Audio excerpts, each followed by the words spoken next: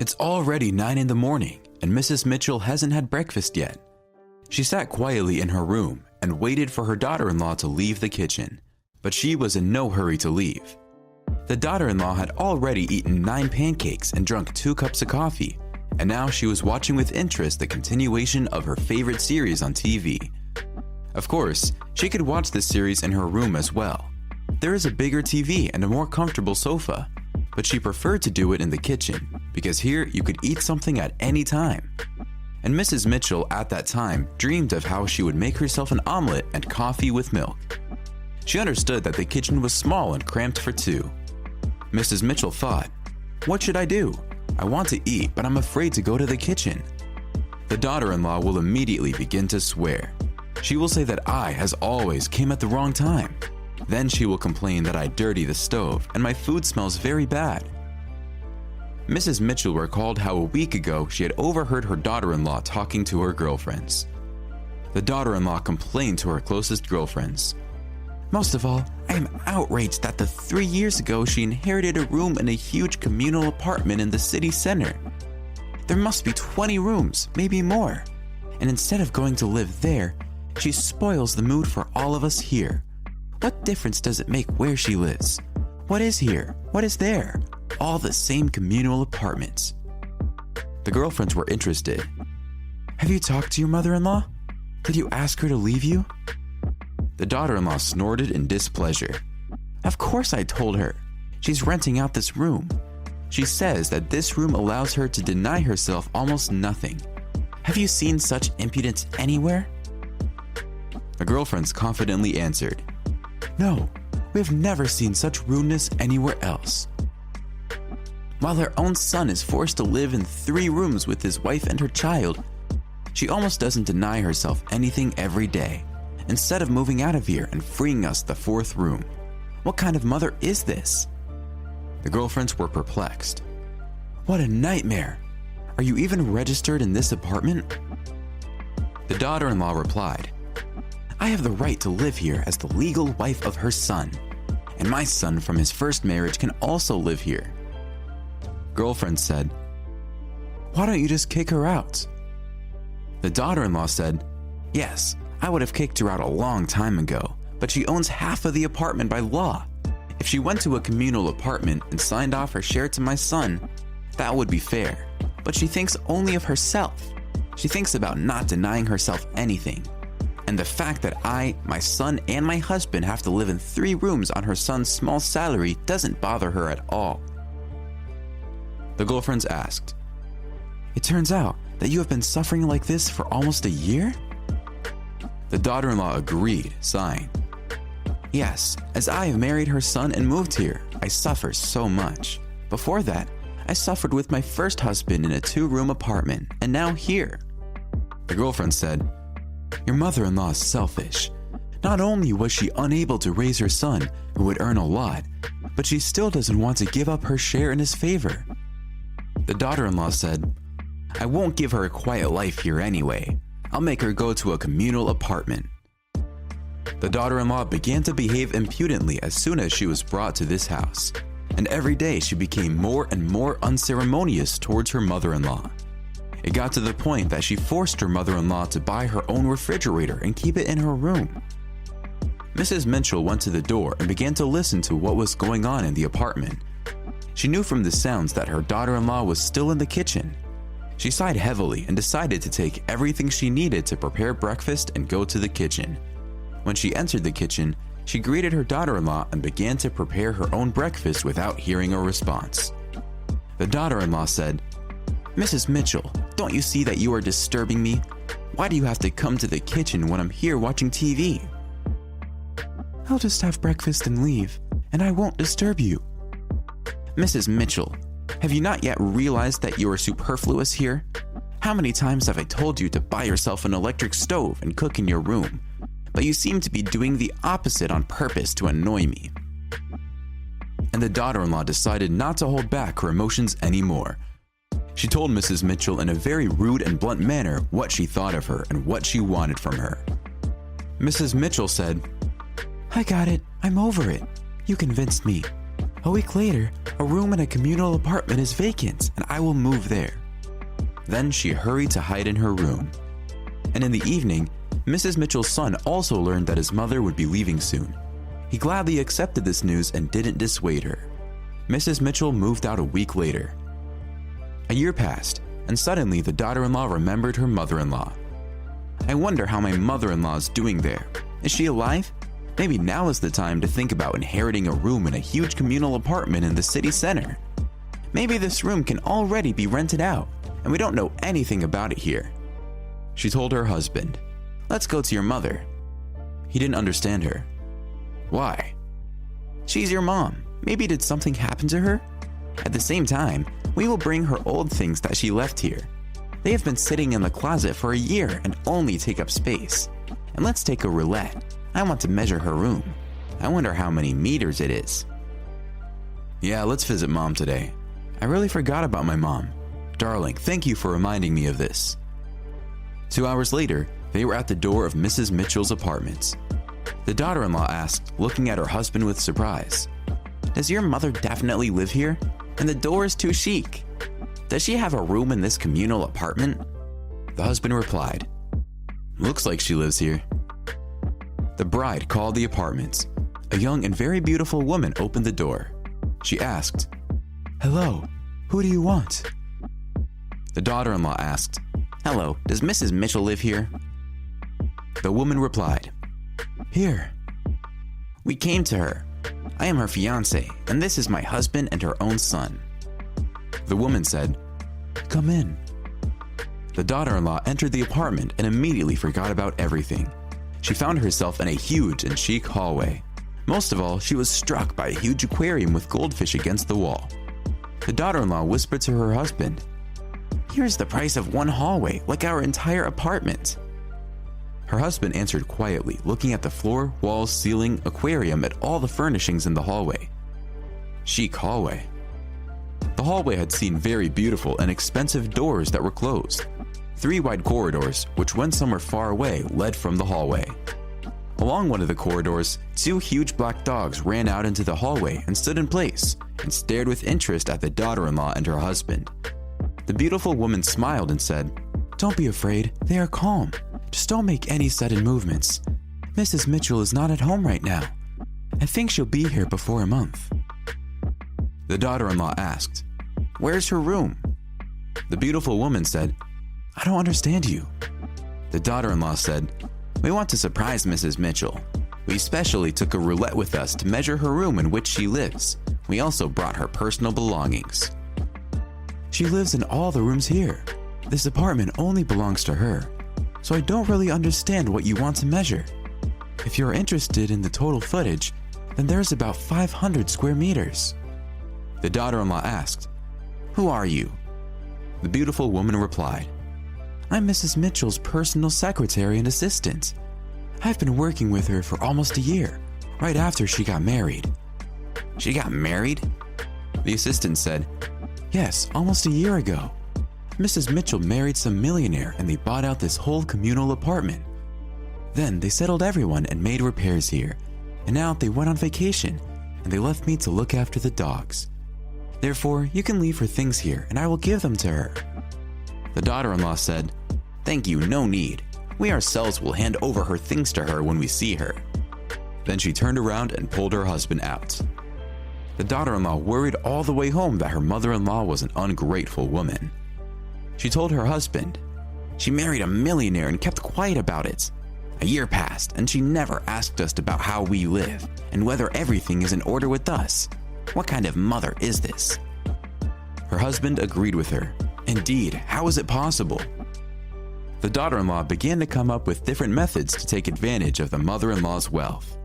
About a month later, they were given a notice in which they were offered to buy out part of the apartment in which the daughter-in-law and her husband now lived, and which belonged to Mrs. Mitchell.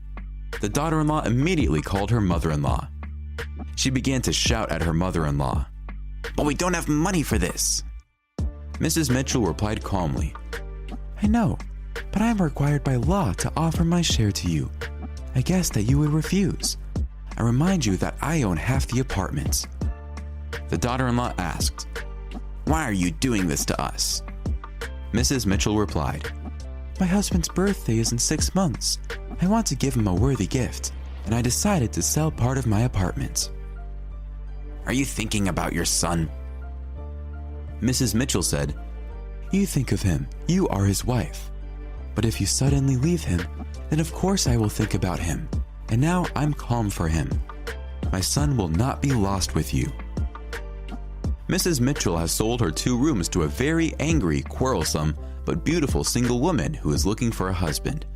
She specifically chose such a buyer, and now this woman is watching TV in the kitchen. She has put her big refrigerator there. She also constantly scolds her neighbor for the dirty stove and the nasty smell in the kitchen from her food. And every time she tells her that she comes to the kitchen at the wrong time. And most importantly, Mrs. Mitchell's son seemed nice to the female neighbor, and she began to look at him with interest. The daughter-in-law found herself in the same situation in which she drove her mother-in-law a year ago. All right, everyone's presentations are done. Nick, the manager, said as he tried to move the discussion forward. Excuse me, I haven't. I recently found out something. Nick interrupted me and began to speak. There's apparently someone in this department who didn't graduate high school and is just a part-timer. Meetings should be for employees only. Absolutely right. His lackey, Mike, of course, agreed with Nick. I'm leaving. After leaving the meeting room, I started to shut down my computer. I noticed that an email had arrived, not in my personal inbox, but in the company's shared email. Thinking, there's no point in speaking up, no one will listen, I went home quietly. The next day, I heard a commotion from Nick's desk. He was staring at his computer screen, his face pale. Nick! Is something wrong? Mike looked at the screen with him. And he turned even paler than Nick. Why is he so angry? Knowing the reason for Mike's distress, I thought to myself, serves them right. My name is Adam. My mother passed away when I was in the 9th grade, and I was raised by my father. Well, you could hardly call it being raised. After my mother passed, my father changed. He drowned his sorrows in alcohol, and though he still went to work, he squandered our living expenses on horse racing. Because of that, I had to start working part-time as soon as I entered high school. Every month, I went to the convenience store with bills in hand that couldn't be auto-deducted from my father's account. Even though I endured it because I didn't want to be alone, I reached my limit in my 2nd year of high school and dropped out. I found a live-in job at a distant inn. Thank you for everything. The day I left home, my father, still staring at the TV, spoke. Take care. That was our last conversation. Back then, 18 wasn't the age of majority, so I needed my father's permission to work, and I couldn't hide my place of employment. Yet, my father never visited me even once. I kept working just to survive, and before I knew it, I was 42. Years of hard work paid off, and I was transferred to the headquarters. I was thrilled to be recognized by the company, as I thought I'd be working in the field until retirement due to my lack of formal education. Listen up. Our work can change the future of our employees. Don't drag us down. On my first day after the transfer, Nick, dressed in an expensive suit, spoke sternly. There was a reason for this. Our inn was located in a prominent tourist destination, known so well that everyone in the state could sing its commercial jingle. At its peak, we had 5 locations within the state. But that was long ago. Due to financial difficulties and aging facilities, only the place where I had worked for many years and the original establishment remained. I was prepared to lose my job anytime, but now there was a glimmer of hope. With the rise of social media, the tourist area where the inn was located started gaining attention again. Depending on how hard the sales department, where I was transferred, worked. We could either thrive or be forced to give up this prime location to the new hotel chains continuously popping up. For Nick, who had switched careers from another industry to strengthen our sales, this was a battle he couldn't afford to lose. I understood why he had to be strict. I will do my best. Nick sneered at my enthusiastic declaration. Did you not hear what I said? I'm sorry. I thought I was listening carefully. Out of habit from years of customer service, I apologized reflexively, though I had no idea what had offended him. Someone was watching me with a smirk. In this department, there are those who are expected to excel and those who have been shoved here because they have nowhere else to go. You are the latter. It was Mike, the section chief. He's 7 years younger, at 35. But he was called to headquarters much earlier than I was and had been moving around within the headquarters ever since. I'm not jealous, but I can't accept that he's my boss. Graduating from a prestigious university, he has an unusually high pride and caused many problems as a newbie, making things very difficult for me when I was the front desk leader. When I found out Mike was transferred to the sales department a month before me, I was disheartened. Mike is right. With just a middle school diploma, there's not much you can do. Don't even think about achieving results. As if I didn't exist, Nick remarked, "I'm thirsty." Mike eagerly ran to the coffee maker. It seems Mike is Nick's lackey. I regretted being happy about my transfer to headquarters, wishing I had stayed on site forever. Send a direct mail to every company on this list by the end of the day. Nick only assigned me tasks that even a new graduate could handle. What? There are over 1,000 companies. You want me to send to all of them by today? Yes, if you and your fellow misfits split the work, even those with nowhere else to go should finish by today. I glanced at the employees typing away expressionlessly. They were worn out from customer service, only thinking about leaving on time, or were women reassigned after having children, with zero motivation for work. Even Sam, a new graduate from the same university as Mike, who was supposed to be among the expected achievers, had no enthusiasm for the job, having joined the company wanting to do customer service. "I don't care what they say, I plan to quit anytime," he said. Only Nick and Mike were highly motivated, making all the decisions between the two of them. I originally only wanted to work at the inn to survive and had no particular attachment to this job. I swallowed my words, thinking I had no right to reprimand them. About a month after the transfer, Nick told us with a frustrated look, "To commemorate the 50th anniversary, we've decided to create a plan exclusive for one group per day." Originally, Mike and I were supposed to come up with it, but our president, Mr. Thompson, insists on hearing everyone's opinions. "So, you all get a chance." As Nick explained, Mike began handing out prints. "Make sure not to embarrass Nick. If your ideas are half-baked, you'll have to redo them." It seemed that they had printed his handwritten notes by Mr. Thompson, which included several questions and a section for free responses. It made sense why Nick had to seek our input, given that all responses had to be submitted to Mr. Thompson. We were given a week to think about it, and a meeting was scheduled to compile our ideas. My plan is to let guests enjoy both the old and modern America. Nick began the presentations. Guests would watch a master confectioner at a nearby traditional sweet shop make sweets in front of them. The welcome drink would be premium tea in a bottle. Nick's plan was certainly attractive. After his presentation, Nick called on us to present in the order we were seated. Just as I stood up for my turn. "All right, everyone's presentations are done." "Excuse me, I haven't. I recently found out something." Nick interrupted me. "There's someone in this department who didn't graduate high school and is just a part-timer." He was likely talking about me. I joined the company as a part-timer and was made a full-time employee when I turned 20. That was 20 years ago, so Nick and Mike probably had no chance to know until recently. Meetings should be for employees only. Absolutely right. After that, Nick kept creating opportunities to solicit everyone's opinions, purposefully excluding me from speaking. The meeting unexpectedly heated up and went past the scheduled end time. A few people asked to leave, and the discussion continued with the remaining few. "Still here?" Normally, you'd leave in that situation. Though I had no attachment to the job initially, hearing kind words from customers made me want to make them happier.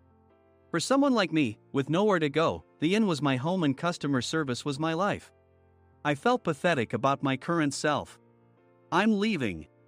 I left the conference room and started shutting down my computer. I noticed an email had arrived, not in my personal inbox, but in the company's shared email.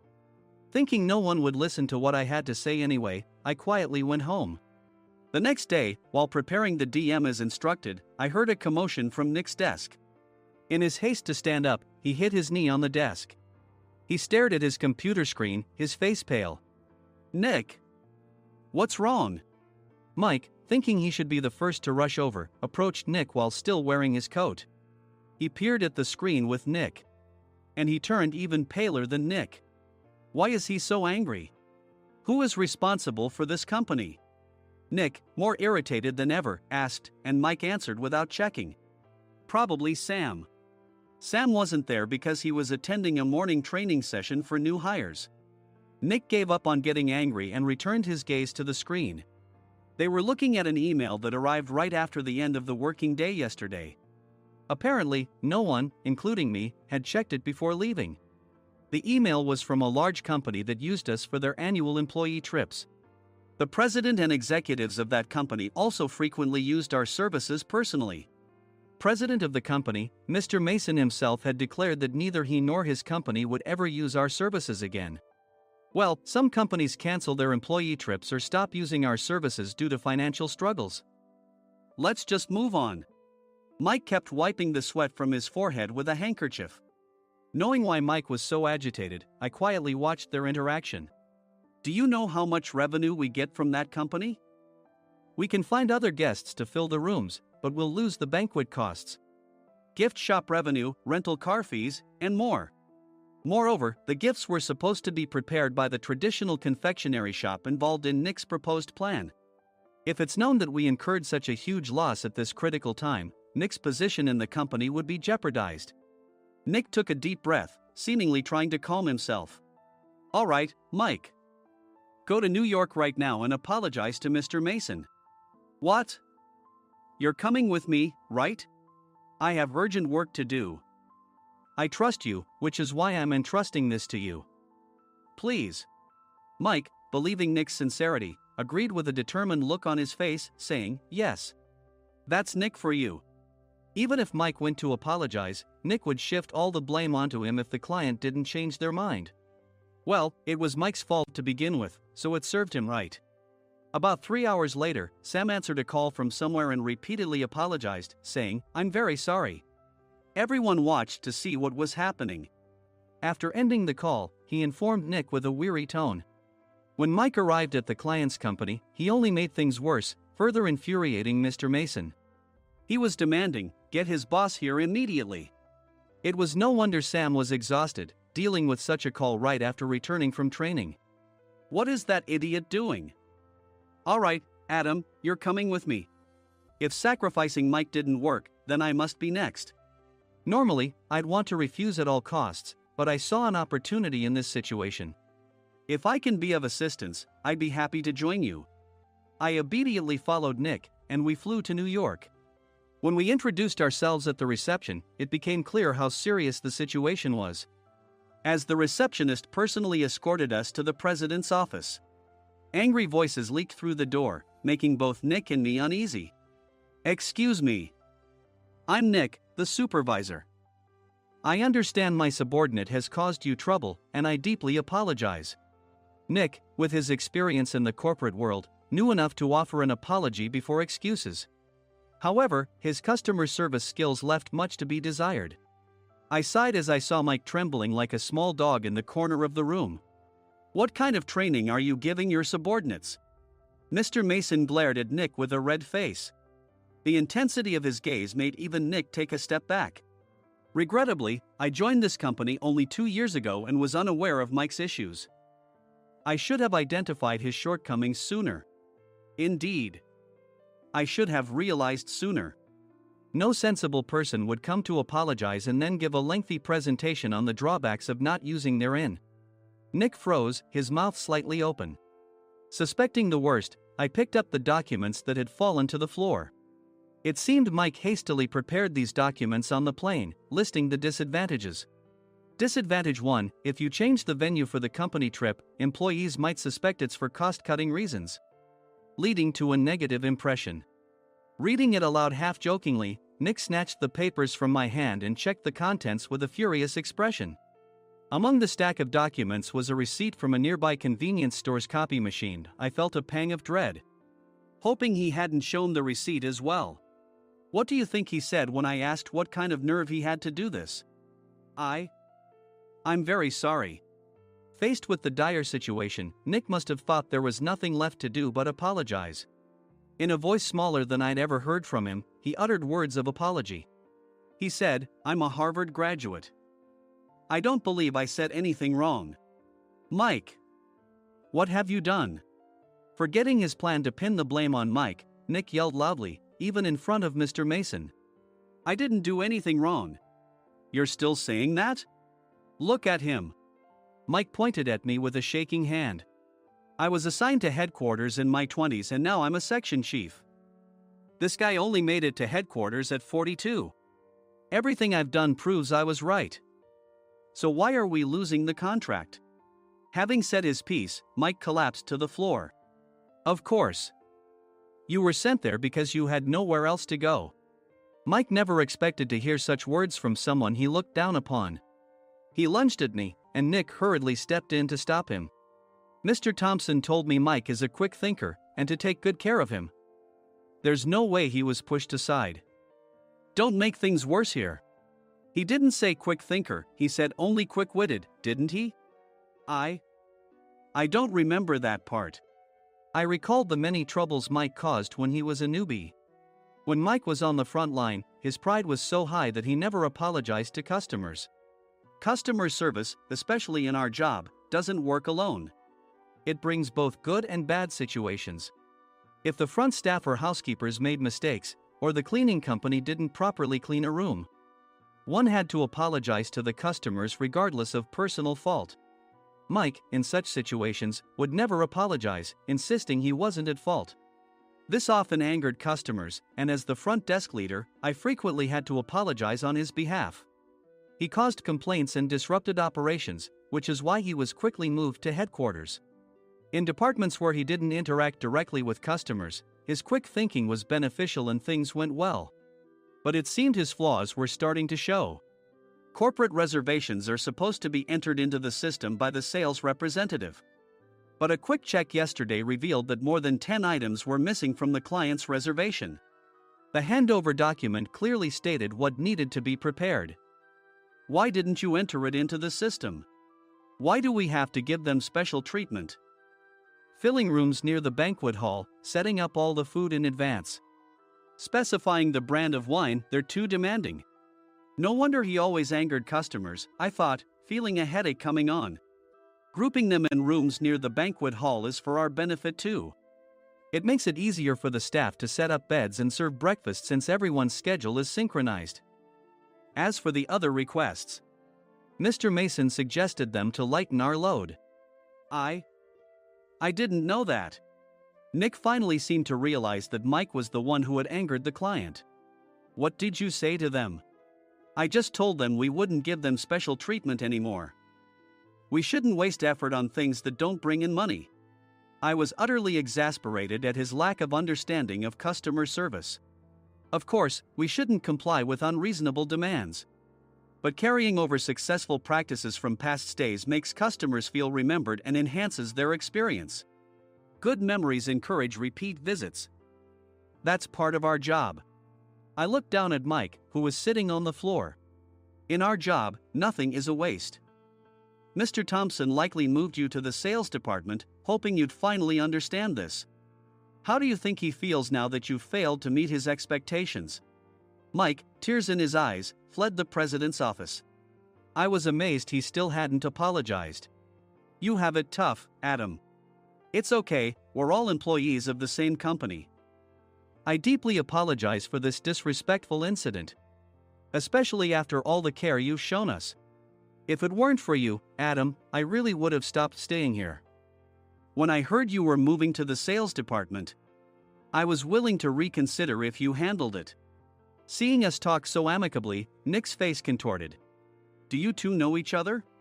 Adam's service is excellent. I always requested him specifically. Normally, we don't accept specific staff requests, but we made an exception for Mr. Mason, adjusting my shifts accordingly. He had personally stayed at our hotel just before my transfer, and during casual conversation, I mentioned, I'm moving to the sales department soon. If I hadn't told him then, things could have been much worse. Please continue to take care of us. I look forward to it. On the return flight, Nick awkwardly offered me a can of beer. It's still working hours. Of course, I had no intention of forgiving him for a single beer. Nick might try to pin everything on Mike and avoid any consequences. While pondering this, a startling fact came to light. Nick, the tea bottles for the plan have arrived. I handed Nick a bottle labeled with our inn's name. They look good. What are you talking about? These are plastic bottles. I had assumed we would use the trendy, high-end bottling tea. But what arrived were ordinary plastic bottles of tea with customized labels. The only unique aspect was the label, which had the inn's name, making it look customized. Upon further investigation, I discovered that a substantial amount of money was set to be paid to the tea company. It was priced like bottling tea. Does this plastic bottle really cost $100 each? The tea inside is specially blended for us. The extra cost is for that. Wouldn't it be better to use another tea company? Or is there a specific reason we must use this one? As Nick continued to make excuses, I showed him a printed email. I informed the tea company's president, Mr. Mitchell, that we discovered irregular payments and he confessed. He said you two were high school classmates and planned to split the extra money. That idiot. Why did he confess? That's not important. You should worry about yourself, this could turn into a police matter. Opening the bottle cap, I suggested. How about calming down with this tea? It supposedly has a relaxing effect. Nick drank the tea frantically. In the following days, decisions were made about their fates. Mike was reassigned to the General Affairs Department, with no chance of transfer or promotion, as per Mr. Thompson's orders. As for Nick, since the payment to the tea company hadn't yet been made, he narrowly avoided legal trouble. Instead, he was encouraged to leave the company, and to avoid further complications, Nick submitted his resignation. Rumor has it that connections between HR departments have made it difficult for him to find new employment. Even though it was good to have those two gone, something unexpected happened in the sales department. Everyone became motivated and united in refining the 50th anniversary plan. In the end, my plan was adopted.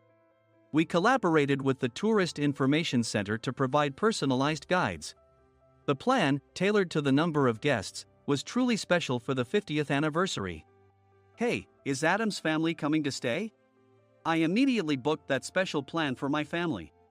Sam noticed it on the reservation list and quickly picked up on it. Yes, I'm inviting my father. That's great. I might invite my parents too. I lacked the courage to face my father just as Adam. But here, with the confidence Mr. Mason praised, I felt ready. The 50th anniversary plan was a perfect opportunity to reconnect with my father. I hoped to bring back the days when we could laugh together as we once did.